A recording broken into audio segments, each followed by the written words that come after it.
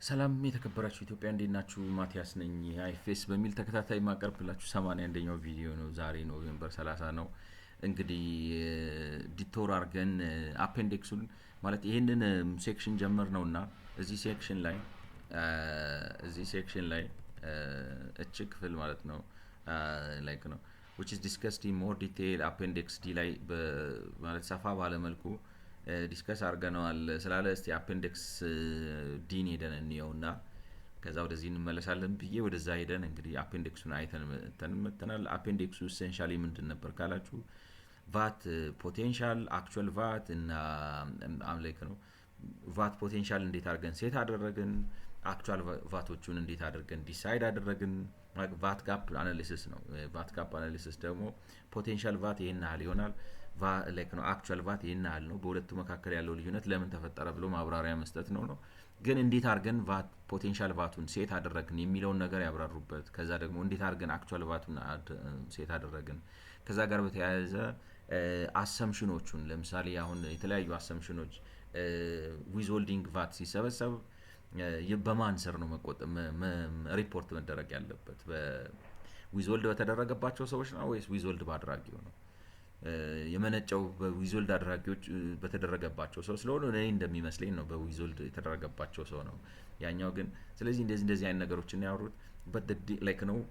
ጠቅልላችሁ ስታዩት ግን ሜቶዶሎጂ ተብሎ ብዙ የተወራበት ነገር በእኛ ሀገር በመረጃ እጥረት ምክንያት ማለት ስንመዘግብ ስለ ቫት መረጃ ስንሰበስብ ባለን የመረጃ አሰባሰብ እጥረትና ያንን መረጃ ደግሞ ለሪፖርት ለዚህ ለቫት ጋፕ አናሊሲስ በሚመች መልኩ በማቀናጀት ባለን ችግር ምክንያት የተንዛዛ ነው እንጂ ምንም እንዴት ልበላችሁ አንድ የሚያስተምረው ነገር ቢኖር ይዘን ላይክ ነው ዝርዝሩ በጣም ማይነር ነው ለኔ ነው የምላችሁ።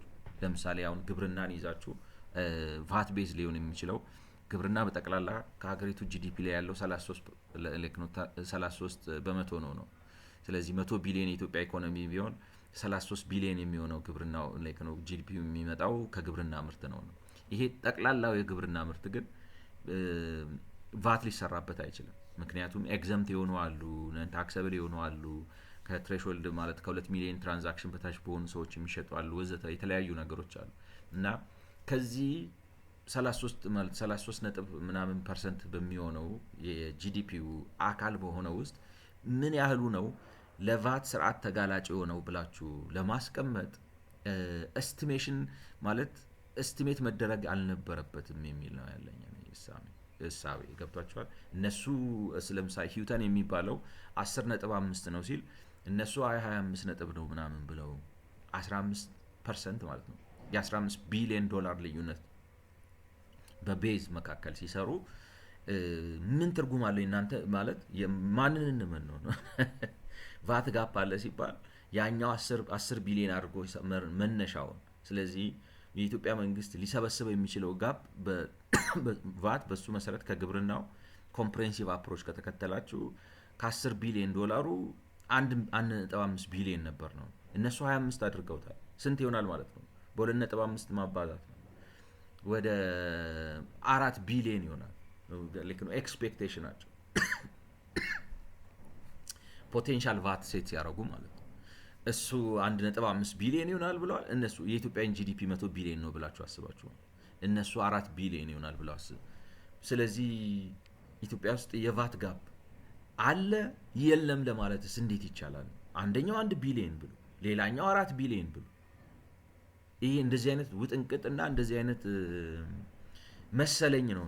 እሱማ ከሰማ ማለት ምንድነው ምንድነው የሚባለው?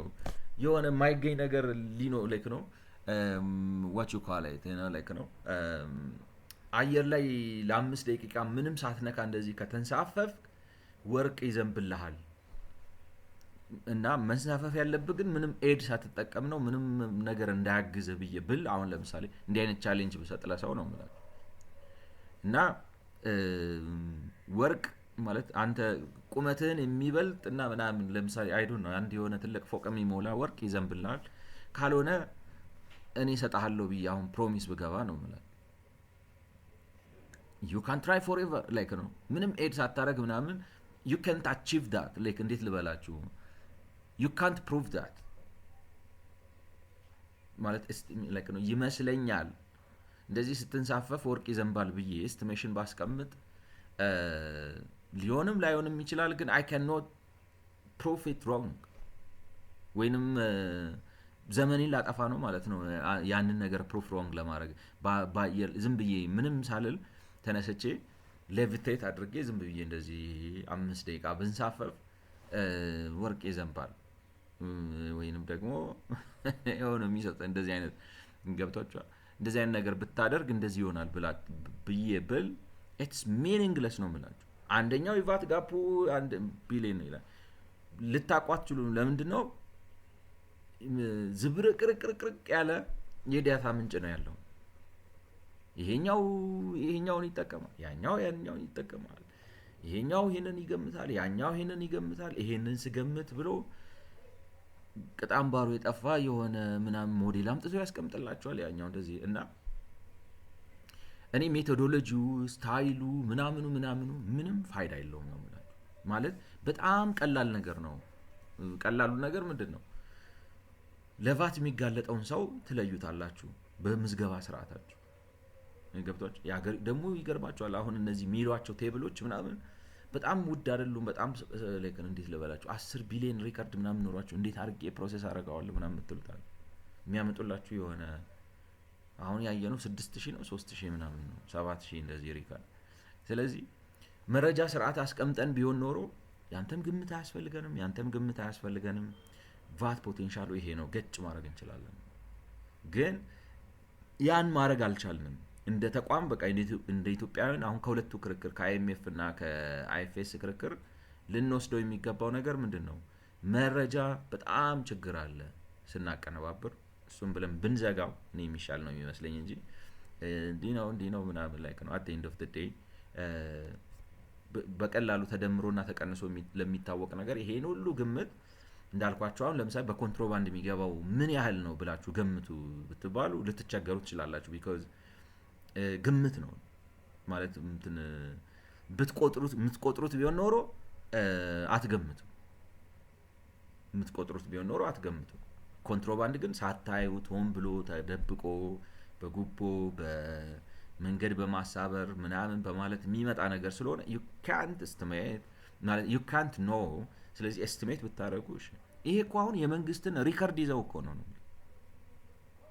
ለምን መንግስት ግማሹን እየመዘገበ 1000 መመዝገብ ሲኖርበት 650 ላይ ደርሶ ይረሳዋል አይነት ነገር ለምንድን ነው የምትረሳው መዝገብ ነው እንጂ እስከመጨረሻው እና እንደዚህ አይነት ይሄ ያሰራር የኛ የውስጣችን ችግር ነው ብለን በዛ ብንዘጋው የሚሻል ይመስለኛል ከሜቶዶሎጂ አኳያ እኔ ይዤ የመጣሁት ነገር ይሄ ነው መስሪያ ቤቱ ሌላ በፖለቲካ ስራ ላይ ነው የተጠመደው እንጂ ቴክኒካሊ ኤክስፐርቲዝ ሌቭል ስራው ምናልባት በሌላ በልኩ ጠንካራ ሊሆን ይችላል በዚህ በቫት በመናምን ግን ችግር አለበት የሚለው ነው እንግዲህ ዝም ብዬ እንደገና አልጀምረውና እንደ አዲስ እንሂድበት የቫት ጋፕ አናሊሲሱን while the analysis by administrative system withholding and other domestic federal VAT undertaken so far is informative it cannot properly capture the interaction between different parts of the VAT system or the impact of change in economic structure ስለዚህ ምንም እንኳን እንግዲህ በአድሚኒስትሬቲቭ ክፍሎቹ አሁን ለምሳሌ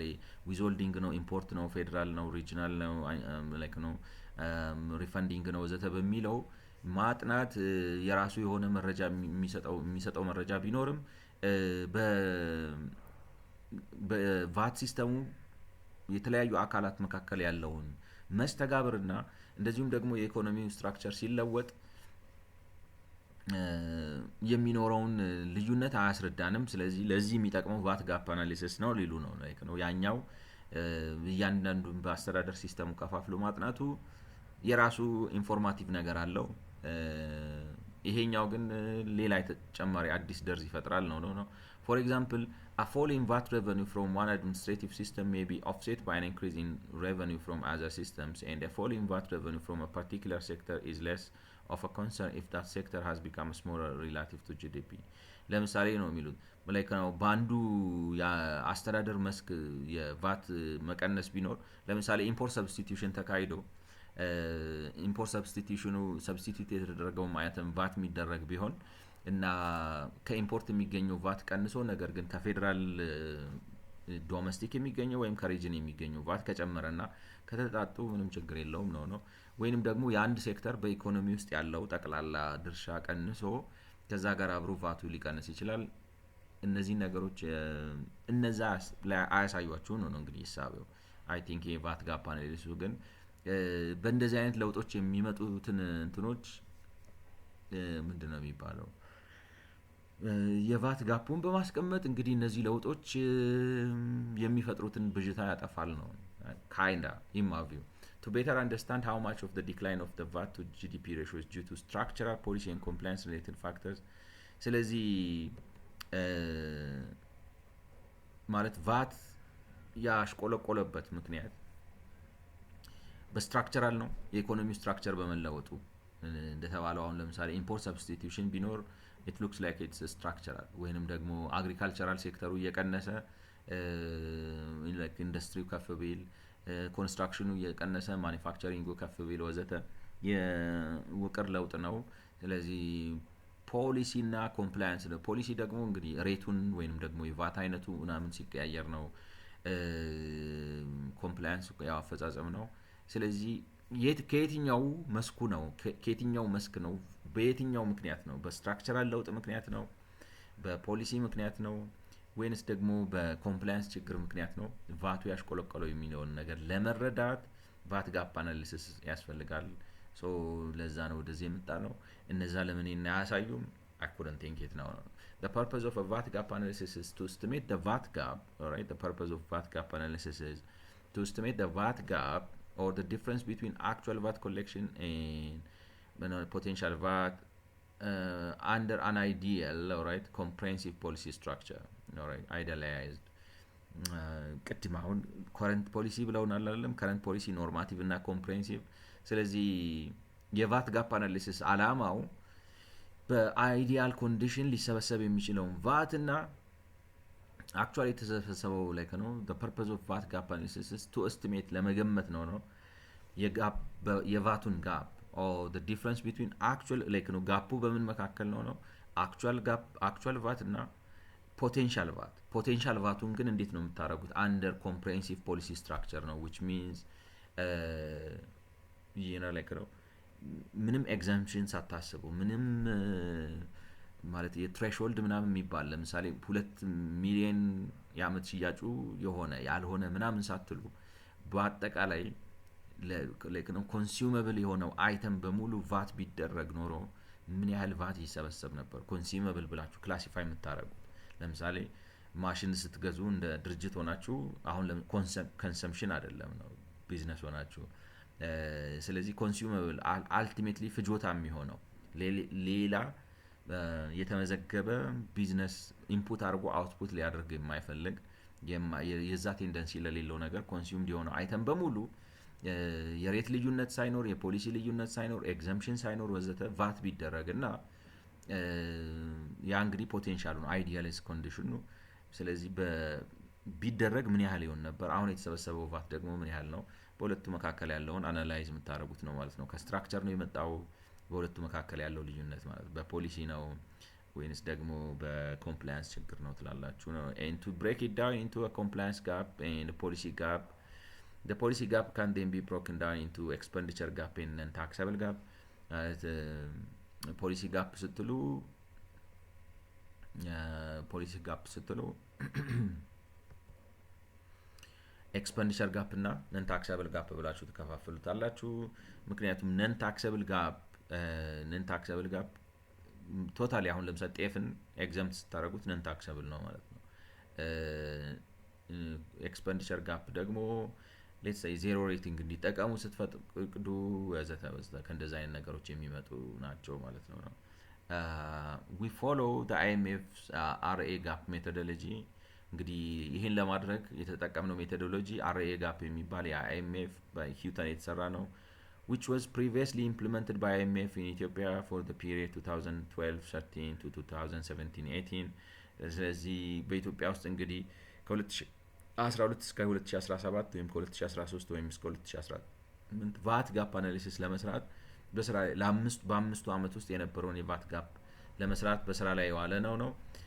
እሱን ሞዴል ነው የተጠቀምነው። ዊ ሜክ ሳም ሞዲፊኬሽንስ ቱ አይኤምኤፍ ሞዴል ዊች አር ዲስከስድ ኢን ሞር ዲቴይል እና ትንሽ ለውጥ አረግንበት ነው። አፔንዲክስ ዲ ላይ እንግዲህ እስካሁን ሄደን ስንወያየው የነበረው ነገር ነው። ጠቅልለው ሲያስቀምጡት ራሳቸው አሁን እዚህ ፉትኖት 32 ላይ ምን ይላሉ? የሚታያችሁ ከሆነ the most important difference is that the IMF derives relationship between sectors from አንደኛው የመረጃ ምንጭ ነው ከ2010-11 ሰፕላይ እና ዩዝ ቴብል ከሚባል ነው የወሰደው ነው መረጃውን የወሰደው ጋፕ አናሊሲሱን ሲሰራ ለ5 አመቱ ከ2012 እስከ 2017። እኛ ግን ሶሻል አካውንቲንግ ማትሪክስ የሚባል መንግስቱ ምናምን በሚባል ሰው የተሰራ እሱን የተጠቀምነው። አንዱ ልዩነታችን ይሄ ነው። Apart from being a more up-to-date representation of the economy, the social accounting matrix also allows for identification of agricultural production that's self-consumed. እንግዲህ ይሄ አዲሱኛ የተጠቀምነው መረጃ አዲስ ከመሆኑ up-to-date ነው 2015-16 ላይ ሆነ ስለሆነ almost latest ነው። ያኛው የስንት ነው የ5 አመት ነው ምናምን ላተንሲ አለው ያረጀ ዳታ ነው። ይሄኛው ሞደርን ከመሆኑ ባሻገር ይከፋፍላቸዋል የግብርና ምርቶቹን ነው አምርቶ ለራስ ፍጆታ አምርቶ ለገበያ በሚል ለሁለት ከፋፍሎ ለገበያ የቀረበውን የግብርና ምርት ሴግሪጌት አድርጎ ያወጣልና የተሻለ መረጃ ይሰጠናል ነው። ስለዚህ እኛ የተጠቀምነው ዴታ ሶርስ ይሻላል ነው። the other main difference are that we allocate VAT revenues to each sector directly, which is made possible by higher quality tax microdata. እና የታክስ ማይክሮዳታውም ደግሞ ተሻሽሏል። ማይክሮዳታ የሚባለው እንግዲህ ታች ነው በቅርንጫፎች ወይንም ደግሞ ቀጥታ የታክስ መሰብሰቢያ ቢሮዎች የተሰበሰበው ማይክሮዳታ ዝርዝሩ ዳታው የተሻለ ስለሆነ በሴክተር ከፋፍለን ለማስቀመጥ እድል የተሻለ ሰጥቶናል። ያኛው ግን አግሪጌት እያደረገ ከላይ ከሚኒስተር መስሪያ ቤት ነው እኛ ከታች ከላይ ነው ቦተም አፕ አፕሮች ነው የተከተልነው። it looks like Houghton uses ላይ ያለውን አግሪጌት አብስትራክሽን ተጠቀመበት የሚሉ ይመስላል። we also make some changes to the model and policy structure based on our understanding of the tax policy in Ethiopia. እንግዲህ ያብራሩት ለምሳሌ ምንድነው የሚባለው ዊዝሆልዲንግ ማን ነው ዊዝሆልዲንጉን እሱ በፐብሊክ አድሚኒስትሬሽን ሪፖርት አረጋው ግን መሆን አልነበረበትም በእንትን ነው በማን ነው ስሙ እኛ የታክስ ፖሊሲውን የኢትዮጵያን ታክስ ፖሊሲ የተሻለ እንረዳለን እሱ በደንብ አልተረዳውም ነው። ለምሳሌ ፐብሊክ አድሚኒስትሬሽኑን ዊዝሆልዲንግ ወስዶ የፐብሊክ አድሚኒስትሬሽን ጀነሬት ያደረገው ቫት ብሎ ሪፖርት ያደርጋል። እንደዛ ሲያደርግ ኮምፕላያንስ ጋፑ ከፍ ይልበታል ነው። እኛ ግን ኖ ዊዝሆልዲንጉ የፐብሊክ አድሚኒስትሬሽኑ ሳይሆን ዊዝሆልድ የተደረገባቸው አገልግሎትና ምርት ነው ዊዝሆልዲንግ ኤጀንት ለሆኑ የመንግስት የበጀት መስሪያ ቤቶችና ኮርፖሬሽኖች የሸጡ የነሱ ነው ብለን የቢዝነሱ ስላደረግ ነው በቢዝነሱ መስክ ያለውን የኮምፕላያንስ ጋፕ አጥበበነዋል። እሱ ግን ከፍ አድርጎ ያስቀምጠዋል። ዲዛይን ልዩነት አለን ነው ግን የተጠቀምነው የሱም ማደል ነው ማደል ምን ያስፈልጋል ዝም ብሎ አምጥቶ ያስቀምጥ ነው ይሄም ሞዴል ነው። እንደኔ ነው የምላችሁ እንግዲህ እንዳልኳችሁ እኔ ዝም ብዬ አናሊቲካል ፓወር እየተጠቀምኩ ነው እንጂ በጉዳዩ ላይ ዳይሬክት የሆነ ቴክኒካል ኖሌጅ የለኝም። ግን ሞዴል ገለመሌ ምናምን ነገር አያስፈልገውም። የምን ሞዴል ነው በቃ ቫት አለ ማን ነው የሚከፍለው ገሌ ተመዝግቧል በቃ ምንድነው የሚሰራው ሴክተሩ ምንድነው መቼ ነው የከፈለው መቼ ነው ጀነሬት ያደረገው ኢንፑት ክሬዲቱ መቼ ነው ወዘተ ብለህ በአመቱ ላይ ገጭ አድርገህ ማውጣት ነው እንጂ ማለት ኦፍ ኮርስ እሱም ብቻ ሳይሆን እንትኑም አለህ ነው ዩዘር ዩዝ ቴብል ሰፕላይ ቴብል አለ። እሱን አልፈልግም ካልክ ደግሞ ሶሻል አካውንቲንግ ማትሪክስ አለ። provided that those data are reliable, accurate and exhaustive. All right እና እና እንትኑ ካለ ነው የምላችሁ ነገሩ እንደሚያስፈልግ ከታወቀና መረጃውን መሰብሰቡ ደግሞ እንደዚህ ከምበርሰም ካልሆነ የምን የሞዴል ልዩነት አምጥቶ የኛ ኤስቲሜሽን በዚህ ይሻላል ምናምን ማለት ነው። ቀጥታ ማስቀመጥ ነው እንጂ ገብቷቸዋል ማለት መቁጠር እያንዳንዱን መቁጠር ከቻልክ የምን ሞዴል መጠቀም ነው የምላችሁ እንደኔ ነው የምላችሁ። so እንግዲህ ይሄን ካሉ በኋላ the compliance gap is the difference between what's actually collected and what would have been collected under full compliance given the current policy structure. ስለዚህ ኮምፕላያንስ ጋፕ የሚባለው ላይክ ነው ዋትስ አክቹዋሊ ኮሌክትድ ላይክ ነው አሁን ባለው አሰራር አሁን ያለውን አሰራር እንግዲህ ኤግዘምፕሽኑን ትሬሾልድ ማለት 2 ሚሊዮን ሲሆን ቫት ይመዘገባል። አመታዊ ሽያጩ ከ2 ሚሊዮን በታች ሲሆን አይመዘገብም ምናምን ማለት ነው። እንትን ኤግዘምት ነው እንትን ኤግዘምት አይደለም፣ ዊዝሆልዲንግ አሁን 15% ሆኗል አልሆነም ወዘተ። እነዚህ ነገሮች በሙሉ ከግምት አስገብታችሁ አንደር ከረንት ፖሊሲ ስትራክቸር ማለት እሱ ነው። አንደር ከረንት ፖሊሲ ስትራክቸር ምን ያህል መሰብሰብ ይችል ነበር ፖቴንሻሉ እና ምን ያህል ተሰበሰበ በአክቹዋል ብላችሁ ኮምፕላያንስ ጋፑ እሱ ነው። It can arise, as the name suggests, from non-compliance by firms, but also from the tax administration implementing policy in a way that differs from that set out in VAT law. እንግዲህ እንዴት አድርጎ ለምን ኮምፕላያንስ ጋፕ እንግዲህ ሲተገብረው ነው። አንደኛ እንግዲህ ስሙ ራሱ ሰጀስትም እንደሚያደርገው ኮምፕላያንስ ጋፕ የሚባለው ኮምፕላይ ካለማድረግ ወይንም ግብርን በአግባቡ ካለመክፈል የሚፈጠር ነው።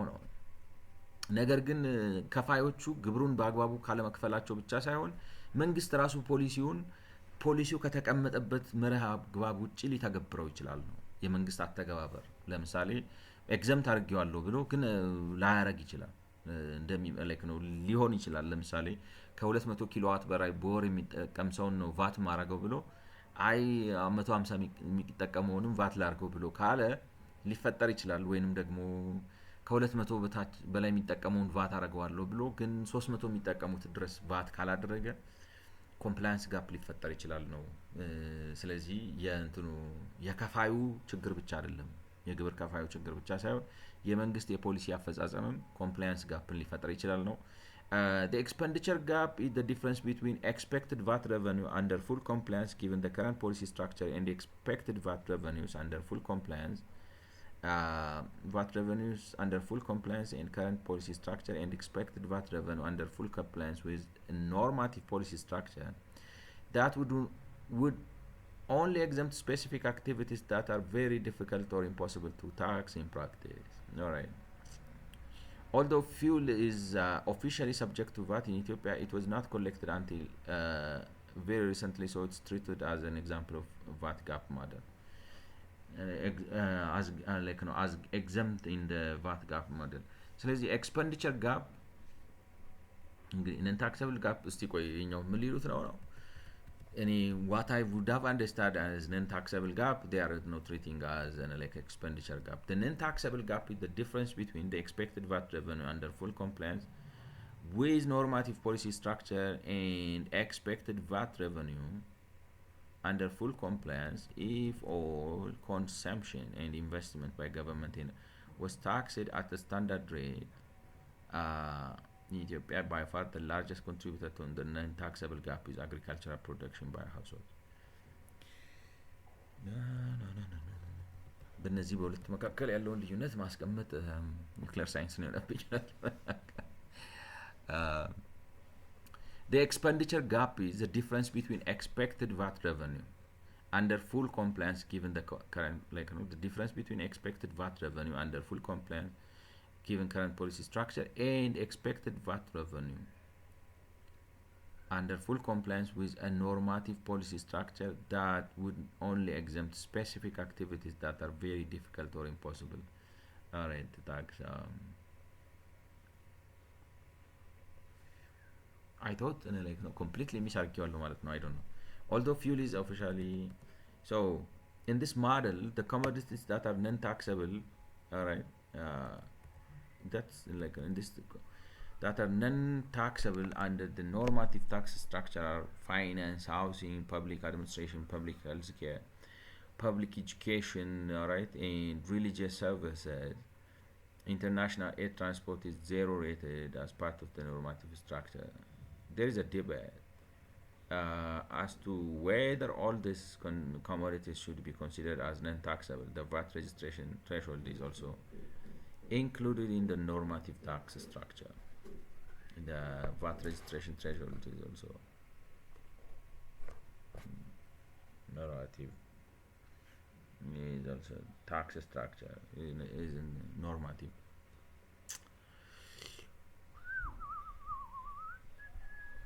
is the difference between, like, okay, the non-taxable gap is the difference between expected VAT revenues under full compliance with normative and expected VAT under full compliance if all consumption is taxed at the standard rate.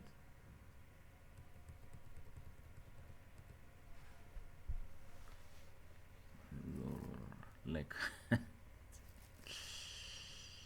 um, in VAT, all right, in VAT, how do you comprehensive VAT, like in VAT gap analysis, what, like, how do you describe, all right,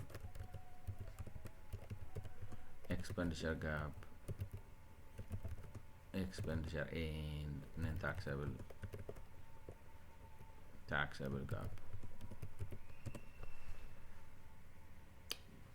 Great technical question. VAT gap components definition: expenditure gap is the portion of consumption that is not taxed because policy choices, like exemptions, reduced rates, zero rating. All right. It reflects the difference between the comprehensive pays and the current policy paid. Example: Ethiopia household consumption 70% of GDP. 10% of consumption are exempting, like the portion of consumption that's outside VAT system entirely እንግዲህ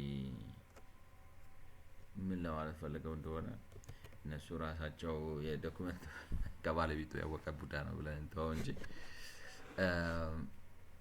the expenditure gap is the difference between expected VAT revenues under full compliance given the current policy structure and expected VAT revenue under full compliance with a normative policy structure. Okay, normative policy structure. Normative policy structure.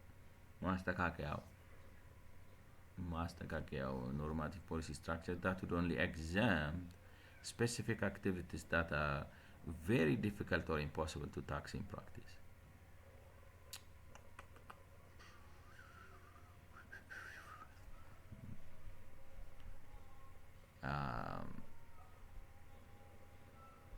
I don't know እንግዲህ እሱማ ኮምፕላያንስ ጋፕ ነው አይመስላችሁ? ማለት ጋፕ ቫት ምንድን ነው?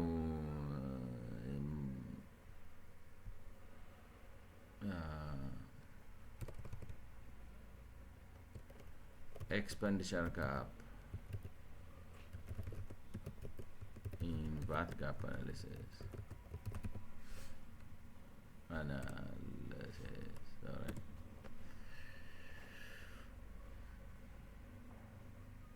The expenditure, the portion of VAT policy gap that's specifically caused by tax expenditure, like exemptions and reduced rates, like.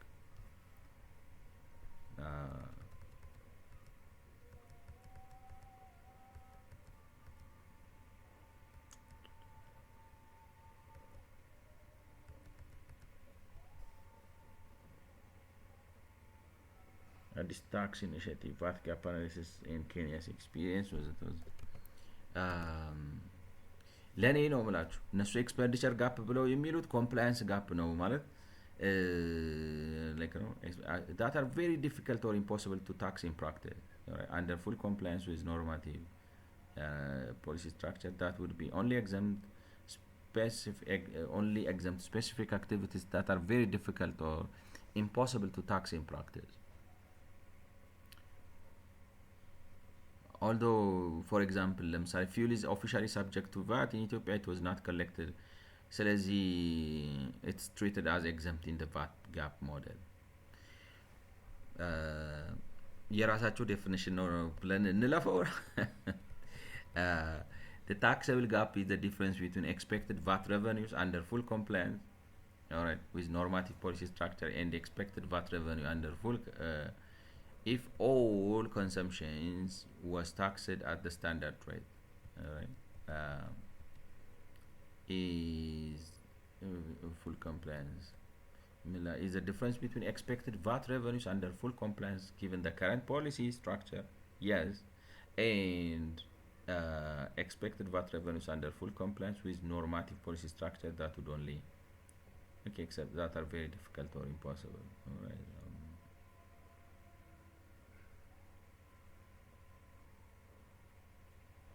Expenditure gap. Compliance gap is the difference between from non-compliance by firms but also from tax administration.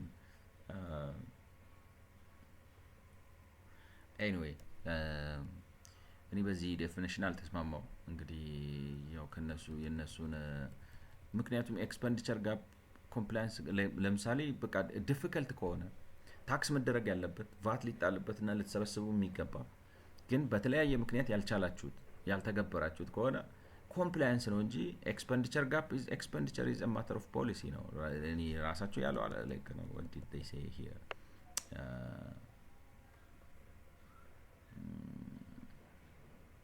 እዚህ ጋር ምን አሉ the policy gap can then be divided into expenditure gap and like non taxable gap ብለው ራሳቸው እዚህ ጋር አስቀምጠውታል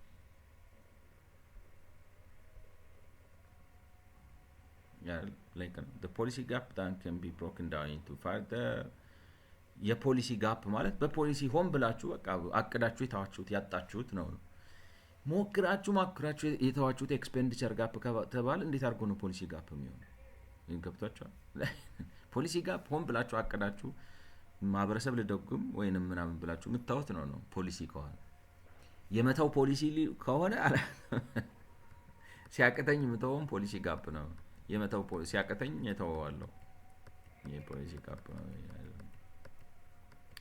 So the VAT gap methodology defines revenue to be net of VAT revenues. All right, the VAT gap methodology defines revenue to be net of VAT. Defines revenue to be net of VAT revenues. All right, okay. Microdata, the VAT gap analysis is only carried out between. ግልጽ ነው ላይክ ነው አሁን ለምሳሌ ዲፋይንስ ሬቨኒው ገቢ ብሎ ላይክ ነው ገቢ የምንለው እንትኑን ሪፈንዱን ቀንሰን ነው ይላቸዋል ሪፈንዱን ምትቀንስ ከሆነ ግን ጥያቄ ያስነሳል አሁን ለምሳሌ በፕራክቲሱ ያለው ሪፈንድ ተብሎ ላይክ ነው ሲመጡ አወራርድ ነው የሚለው ካላችሁ ሪፈንድ እጁ ላይ ያለው ነው የመንግስት ሪፈንድ አይደለም ማለት ነው ኔት ነው ብላችሁ ለመስራት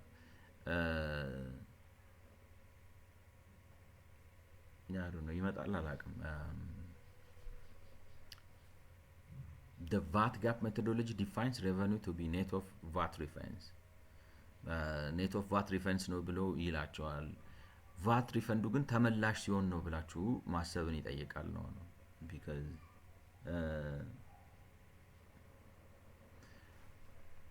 I don't know I'm like no ቱኑን arithmetic ወላ ሰራው እንችላለን ግን waste of time ነው the most important ነገር ላይ እናተኩር because the way I see it ዝም ብሎ ስካንት የሆነ በጥቅጥቅ ያለ ዳታ ላይ እንትን ብላችሁ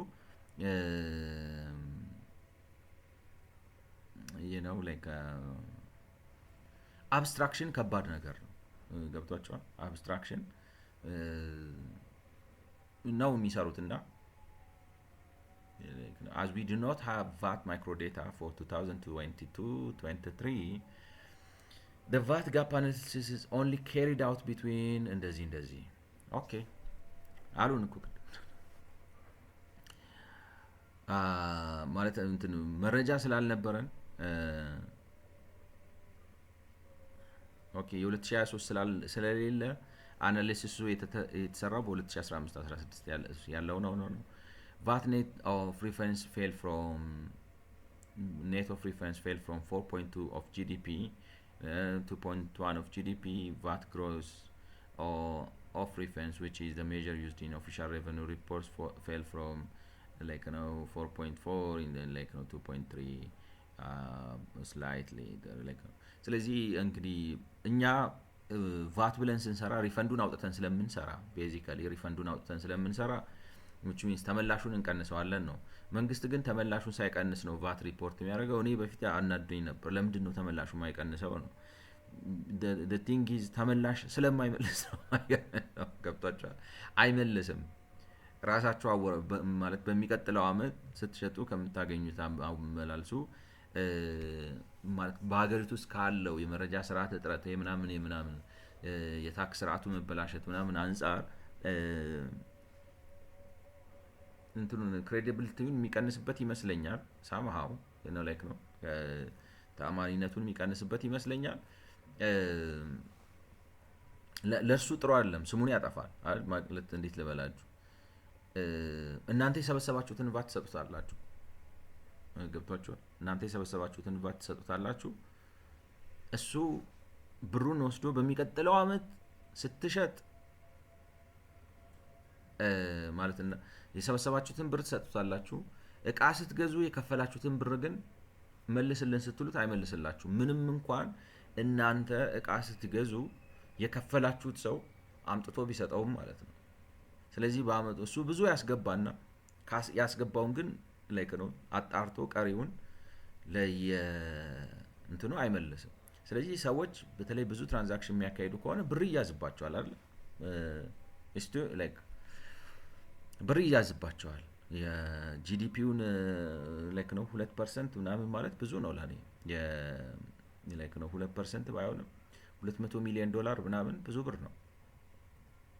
$300 ሚሊዮን ወይ $200 ሚሊዮን it's a significant amount of money in my view ነው የምላችሁ። a significant amount of money እና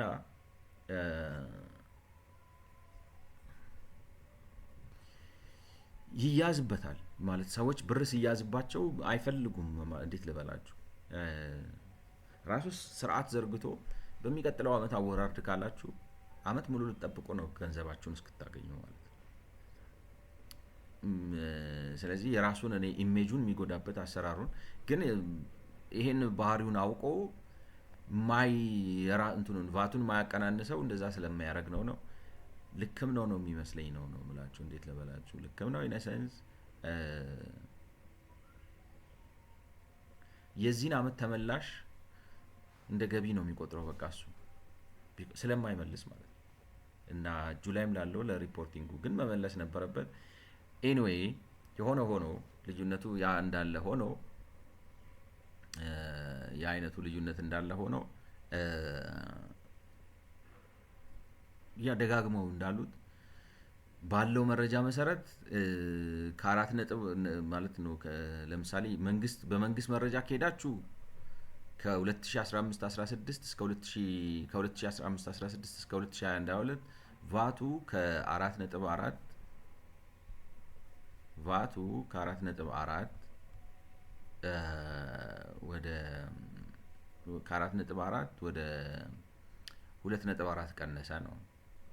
እኛ 2.4 ቀነሰ ላይክ ወደ 2.4 ቀነሰ።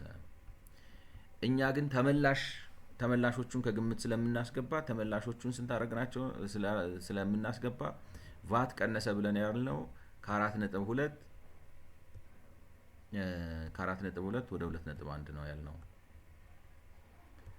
ምክንያቱም እኛ ሪፈንድን እንቀንሳለን፣ እነሱ አይቀንሱም ነው ዲዳክሽን ራይት። ለዚህ ነው አለመቀነሱ ምንድነው የሚባለው መንግስት ስሙ ይበልጥበታል ማለት ምን መሰላችሁ፣ በመንግስትና በህዝብ መካከል መተማመን የፈለገ ሲስተሙ ቢበላሽ ነው የምላችሁ። የፈለገ ነጋዴ ቢያጭበረብር መንግስት ግን ቃል አባይ መሆን የለበትም። እኔ እንደሚመስለኝ ነው የምላችሁ። መመለስ አለበት፣ ይመልስላቸው። ምክንያቱም ለስራ ይፈልጉታል ገንዘቡን። ሁለተኛ እንትን መተማመን ትፈጥራላችሁ። ገብቷችኋል? ነጋዴው ላይክ ነው በቫት ለመስራት ይደፍራል ብዬ አስባለሁ። ላይክ ነው ነን ሪፈንዲንግ እነዚህ ያህል መኖሩ የቫት ሲስተሙን የሚያዛባው ነው የሚመስለኝ። መንግስት ይሄን ፕራክቲስ የማይቀንሰው እኔ በፊት ምን አይነት ነገር ነው እንዴት አይቀንም ላይክ ነው ተቀናሽ እያለው እንዴት ኪስ ውስጥ ይይዘዋል ነው። አሰራሩ የተበላሸ መሆኑ እንደተጠበቀው ነው፣ ግን የማይቀንሰው ስለማይመልስ ነው። በቃ አይመልስም፣ ከገባ ገባ ነው። ግን ሊከዳቸው ሳይሆን በኋላ አቀናንሱ ነው ላይክ ነው እንዴት ልበላችሁ ካይንዳ ጉልቤ ነገር አይነት ነገር የመሆን ነገር እና ደግሞ ለገንዘብ መንሰፍሰፍም የበጀት እጥረቱም ምኑም ነው ግን ባይበላስ ቢቀር የሚለው ዘፈን ለሱም ይሰራል ማለት ነው። Figure 4.8 presents our estimate of Ethiopia's VAT gap እንግዲህ ምስል 4.8 የቫት ጋፓችንን ያሳያል። the total panel shows that actual VAT collection, the compliance gap, the expenditure gap and the non-taxable gap ያሳያል ነው። አራቱንም እንግዲህ compliance gap, actual gap ወዘተ እነዚህን ያሳያል ነው። actual gap ሳይሆን actual VAT collection, compliance gap, expenditure gap እና non-taxable gapን ያሳያል። the sum of all these components is potential VAT. thank you like ነው now you are making sense ላይ ያሉት ነገር ግን እኔ በፍጹም ሴንስ አልሰጠኝም መሰለኝ ትላላችሁ which increase from the sum of all these components is potential VAT, which increases from 11.6% in 2015-16 to 12.4% in 2021-22, driven by an increase in consumption as share of GDP. The overall VAT gap, the sum of the compliance expenditure increased from 7.5 to GDP over this period as VAT revenues declined. Okay. Potential VAT ጨመረ ግን ቫት ጋፑ ደግሞ ሰፋ ነው ማለት ኮንሳምፕሽን ጨምሯል ነው የሆነች በአንድ ማለት በ0.8% ምናምን ኮንሰምፕሽን ጨምሯል ነው። ያው እንግዲህ የተወሰነ ጂዲፒ እድገት ይኖራል ከ2015-16 እስከ 2021-22 ኮንሰምፕሽኑ ኢንክሪዝ ላይክ ነው ጨምሯል እና the sum of all these components በዚህ የተነሳ ፖቴንሻል ቫቱ 11.6 ከነበረበት ወደ 12.4 ጨምሯል። ግን በአንጻሩ ደግሞ የመሰብሰብ አቅምም ስለቀነሰ ቫት ጋፑ ሰፍቷል ነው ከ7.5 ወደ 10.2 ከፍ ብሏል። ጠቅላላ አድርጋችሁ ስታዩት ቫት ጋፑ ሰፊ ነው። ቫት ጋፑ ግን በኮምፕላያንስ ጋፕ ላይክ ነው ያለ መሰብሰብ ችግር ሊሆን ይችላል፣ የኤክስፔንዲቸር ጋፕ ላይክ ነው የፖሊሲ ሊሆን ይችላል፣ የኮምፕላያንስ ሊሆን ይችላል። በሁለቱ ሊለያይ ይችላል ነው ማለት ግን ጨምሯል ነው። The non-taxable gap is the largest component of Ethiopia's VAT gap. The non-taxable gap is the largest component of Ethiopia's VAT gap, and it increased from 4.7% of GDP in 2015-16 to 5.6% of GDP. like ነው ትልቁ እንግዲህ ጋፕ ነን ታክሰብሉ ነው ማለት እንትን አለ የግብር ፎይታ ይሰጣል ነው እኔ አንደርስታንድ ያደረኩት ነን ታክሰብል። እነሱ ግን ላይ ዲፋይን ያደረጉበት መንገድ ሌላ ነው። እሱ ልዩነት እንደተጠበቀ ሆኖ ማለት በቃ ድጎማ ነው ማህበራዊ ድጎማ የምታረጉት ነን ታክሰብል እሱ ነው ለኔ ማህበራዊ ድጎማ አይነሰንስ መደጎም ሳይሆን ይሄኛው የህብረተሰብን ክፍል ወይንም እነዚህ አይተሞች ፍጆታ ናቸው ብዬ ቫት አልጨንባቸውም እተዋቸዋለሁ። ምክንያቱም ሰፊው ህዝብ የሚጠቀምባቸው ናቸው፣ ዝቅተኛ ኢኮኖሚ ደረጃ ያላቸው ሰዎች የሚጠቀሙ ናቸው፣ አስፈላጊ ናቸው፣ ኔሴሲቲ ናቸው። ይህንን ተጠቀምክ ብዬ ቫት አልጨንብህም ምናምን ብላችሁ ምተዋቸው ለኮንሱመር ብላችሁ ምተዋቸው ቫቶች ናቸው ነን ታክሰብል የምላቸው ማለት ነው። እና እነዚህ ትልቁ ጋፕ ነው። ከዚህ የተነሳ ነው ፖቴንሻል ጋፕ አሁን ለምሳሌ እንደዚህ አይነት ማህበረሰባዊ ድጎማ ባታረጉ ኖሮ የምታጡት ላይክ ነው ኢንክሪዝድ ፍሮም ላይክ ነው ጂዲፒ የጂዲፒውን 4.7% ይወክል ነበር ነው በእንደዚህ መልኩ የሚታጣው ብዙ ነው። አሁን ለምሳሌ ኢትዮጵያ ኢኮኖሚ 100 ቢሊዮን ነው ብትሉት 4.7 ቢሊዮን ዶላር ማለት ነው። ሴም ታይም ላይክ ነው በ2022 ደግሞ 5.6 ዶላር ትልቁ ጋፕ እሱ ነው። it is also it's followed by the compliance gap ከዛ ቀጥሎ ደግሞ በጣም ጋፕ የሚያስከትለው ያሰባሰብ ችግር ነው። ከ2 ወደ 4.1 ከፍ ብሏል ነው የጂዲፒው እና ሰፊ ነው over the same period በዛው አመት ከ2015-16 እስከ 2021-22 በላይክ ነው በሁለት ላይክ በጥፍ አድጓል ነው ኮምፕላያንስ ጋፑ። ጥያቄ እንዳልኳችሁ ነው ማለት አይደለ። አሁን ለምሳሌ የለውጡ መንግስት ብላችሁ ስታስቡ ፐርፎርማንስ ጋር ሊያያዝ ነው ብላችሁ ነው የምታስቡት፣ ግን እንዲያውም ባሰበት ነው እና ከቫት አኳያ የምታዩት ነገር ብልጽግና ቫት ላይ በጣም ነው ላይክ ነው ኤፍድ አፕ የሆነ ሪከርድ ነው ያለው ነው።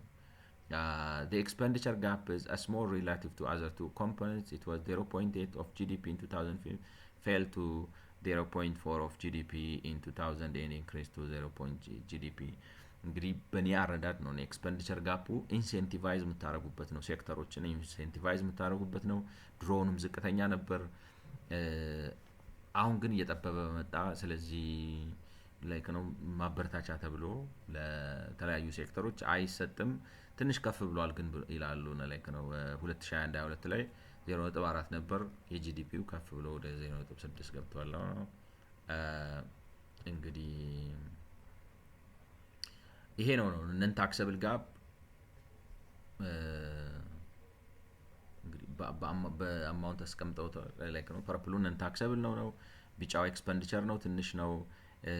ኮምፕላያንስ ጋፑ ሰፊ ነው ማለት እየሰፋ ነው የሚሄደው። ላይክ ነው ትራያንግል ይሰራል አይነት ነገር ላይክ ነው። ከዚህ ጠቦ እንደዚህ እየሰፋ ሄዶ እንደዚህ ነው የላል ነው ትራያንግል ይሰራል። which means ምን ማለት ነው? አመታቱ በጨመሩ ቁጥር እንግዲህ ብልጽግና አሰራሩ ማሻሻል ሲገባው ራደር ብሶበታል ነው። በአንጻሩ ደግሞ አክቹአሊ የሚሰበስበው እንትን እየወረደ ነው።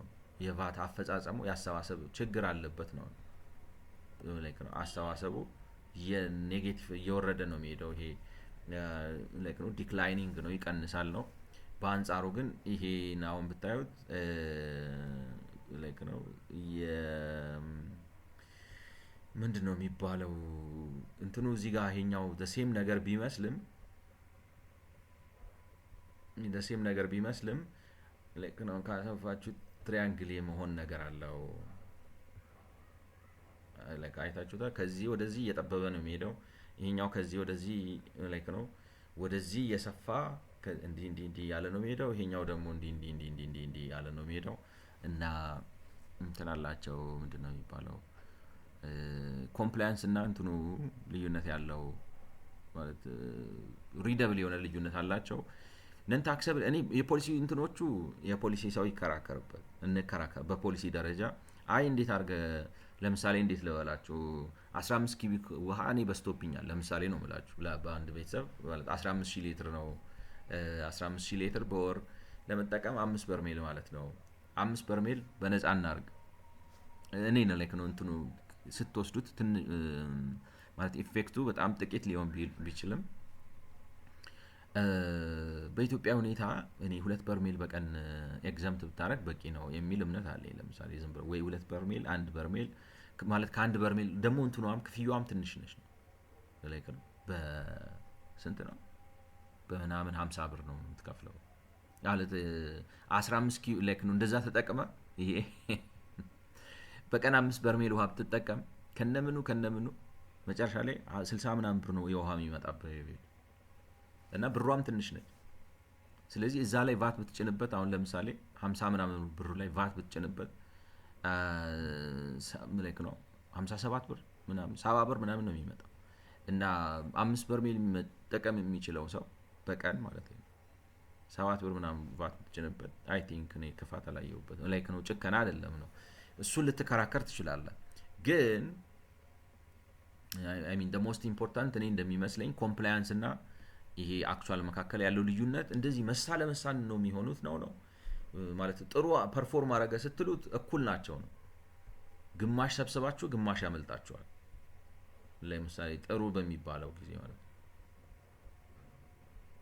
ግማሽ ሰብስባችሁ ግማሽ ያመልጣችኋል። ከዛ ወደዚህ ስትመጡ ግን ከአመት ላይክ ነው ኦልሞስት 1/3 እየሆናችሁ ትሄዳላችሁ ማለት ነው። ከምትሰበስቡት የማትሰበስቡት እየበለጠ ይሄዳል። እንግዲህ ብልጽግና ይሄንንም ያደረገው ምናልባት ዲቫሉዌሽኑ ምናምን ጋር ተያይዞ የኑሮ ውድነት ስላስቸገረው ሊሆን ይችላል። ምናልባት የኮራፕሽን ምናምን ችግር ከሌለ ማለት ነው። ያው እንግዲህ አይተነዋል ባለፈው ኮምፕላያንስ ጋፑ በአንጻራዊነት እንዳልኳችሁ እየተነሳ ነው የሚሄደው ላይክ ነው ኢትስ ራይዚንግ አፕ ማለት ልዩነቱ እዚህ ጋር 2 ነው ሲነሳ 4 ነው የሚደርሰው ነው። እነዚህ ግን ዝም ብለው እዚህ የሚጫወቱት 5.4 እና 4.5 እና 5.5 ውስጥ ነው። ይሄ እዚሁ አንድ ውስጥ ነው የሚጫወተው ነው ኤክስፔንዲቸሩ። ስለዚህ ለዘርፎች የሚሰጠው ማበረታቻ ኦልሞስት ብዙም ለውጥ አይታይበትም፣ ባለበት ነው ያለው። የማዘቅ ማለት ነው እንደዚህ ቢሆንም ማለት ነው ከነበረበት ወርዶ ኢኮኖሚው ተረጋጋ ተብሎ ሲታሰብ ትንሽ የማለስለስ ነገር አለው። ይሄ ለህብረተሰብ የሚሰጠው ላይክ ነው። ከዚህ በተለይ ብታዩት በቃ እየጨመረ ነው ሄደው ነው እና ማበረታቻው ብዙ ነው ትላላችሁ። ኮምፕላያንሱ ግን በስፋት ማለት ነው እዚህ ጋር እንደዚህ ብሎ ጃምፕ ነው ያደረገው። አሁን ከሁለት ተነስቶ 3.5 ምናምን ከፍ አለ ማለት ነው ያፈጻጸም ክፍተቱ። ከዛ ላይክ ነው የአንድ ላይክ ነው ፐርሰንት ኦፍ ጂዲፒ አድጎ እዛው ጋር ማለት ነው ቀስ እያለ እያገገመ ይነሳል ነው። ስለዚህ ሜንሊ የአፈጻጸም ችግር ይታያል። የፖሊሲ ወሰናችሁ ራሳችሁን ብላችሁ የምትሰጡት ስለሆነ ችግር የለውም። ይሄኛው ግን ያን ያሳያል ነው።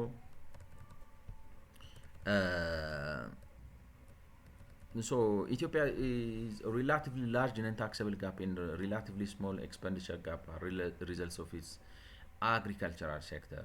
እንግዲህ በአንጻራዊነት ነን ታክሰብል የሆነው ጋፑ በጣም መስፋቱና በአንጻራዊነት የኤክስፔንዲቸር ጋፑ በጣም ዝቅተኛ መሆኑ በዋናነት ከግብርና ሴክተሩ ጋር ይያያዛል ነው።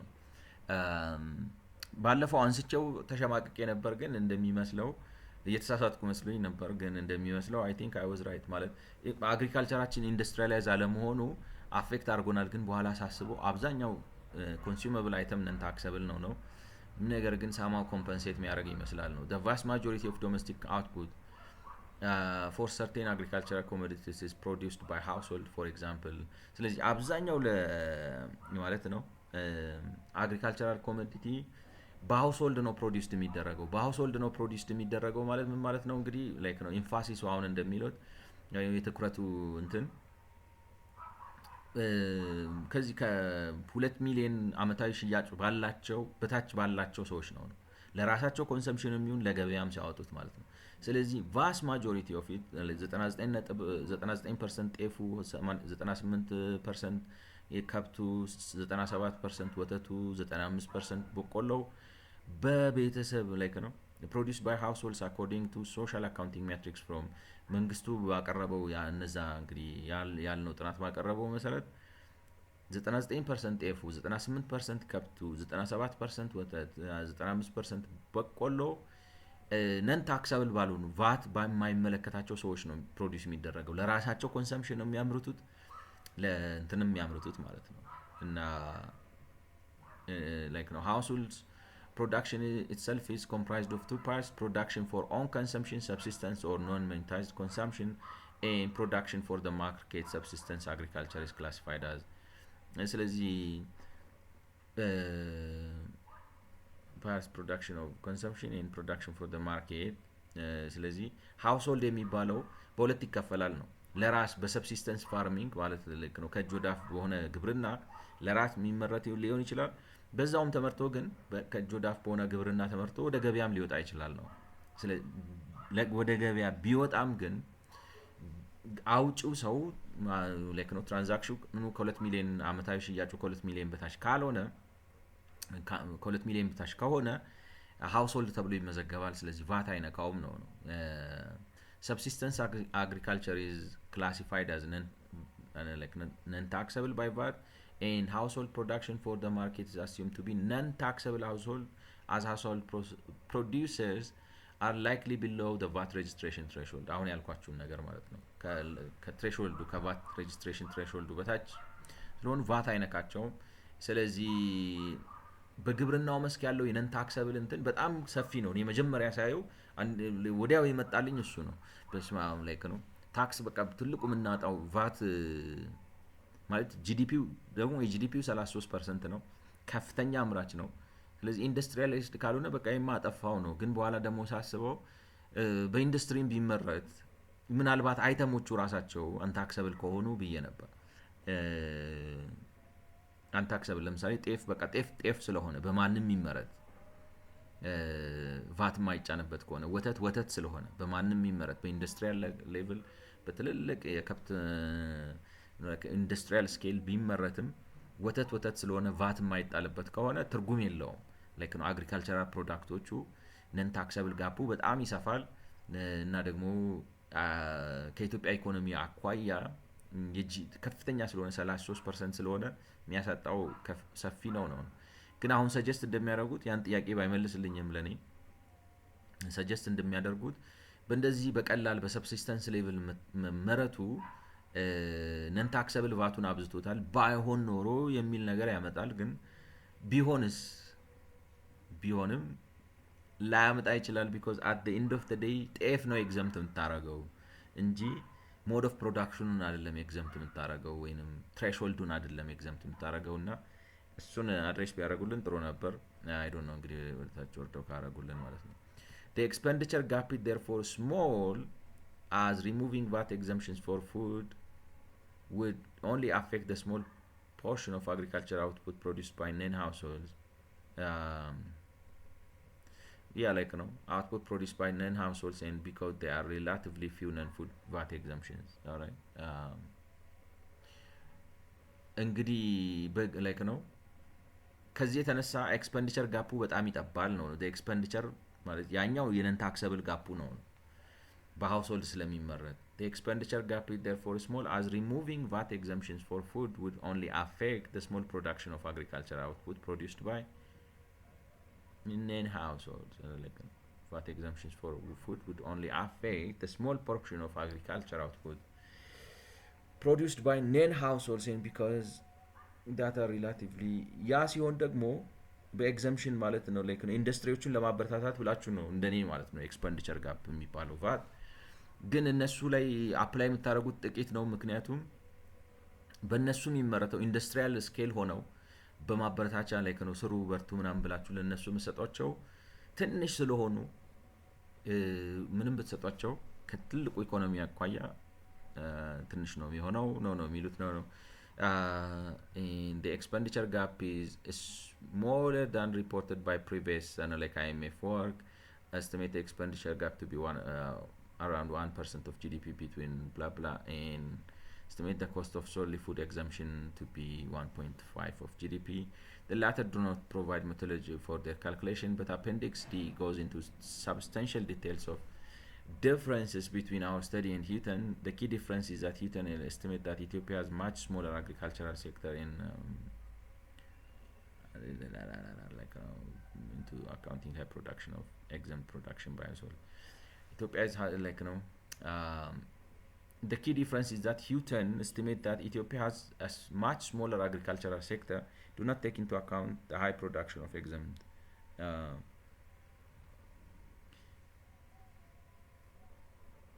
smaller than reported by IMF work.